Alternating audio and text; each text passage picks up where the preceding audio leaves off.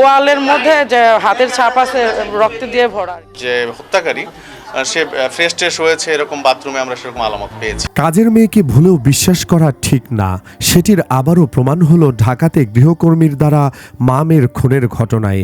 জানা গেছে রাজধানীর মোহাম্মদপুরে মা মেয়েকে শেষ করতে বিশেষ চায়না ছুরি ব্যবহার করেছে ঘাতক গৃহকর্মী। খতমের সময় কেউ যেন ফোনে যোগাযোগ করতে না পারে সেজন্য অভ্যন্তরীণ ল্যান্ডফোন সংযোগ কেটে দেওয়া হয়। মা মেয়েকে খতম করে বাথরুমে গিয়ে গোসল করে বের হয়ে আসে ঘাতক গৃহকর্মী। এরপর মেয়ের স্কুল ড্রেস পরে কাঁধে ব্যাগ নিয়ে চলে যায়। সোমবার এমন ঘটনার পর নতুন করে চাঞ্চল্যের সৃষ্টি হয়েছে।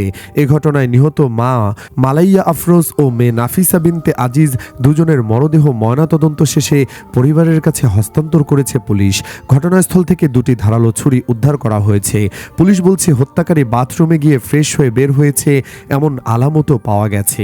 সিসিটিভি ফুটেজ বিশ্লেষণে দেখা গেছে নাফিসার বাবা সকাল 7টায় স্কুলের উদ্দেশ্যে বাসা থেকে বের হন। সকাল 7:51 বোরকা পরে বাসায় ঢুকে গৃহকর্মী আয়েশা।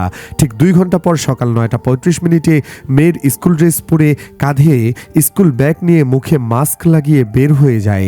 বের হয়ে বাসার সামনে একটি অটোরিকশা নিয়ে উল্টো পথে চলে যায়। বেলা 11:30টার দিকে নাফিসার বাবা বাসায় ফেরেন।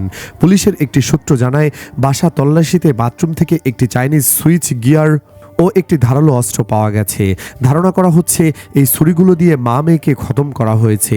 প্রাথমিক ধারণা মাকে শেষ করার পর মেয়ে দৌড়ে ইন্টারকমে সিকিউরিটি গার্ডকে ফোন দিতে চেয়েছিল, কিন্তু ইন্টারকমের লাইন কাটা থাকায় যোগাযোগ করতে পারেনি। খুব ঠান্ডা মাথায় হত্যাকাণ্ড ঘটিয়েছে গৃহকর্মী। পরে নাফিসার স্কুল ড্রেস পরে নির্দ্বিধায় বাসা থেকে বের হয়ে যায়। নাফিসার বাবা আজিজুল ইসলাম বলেন, আমার বাসায় একজন কাজের মহিলা দরকার ছিল।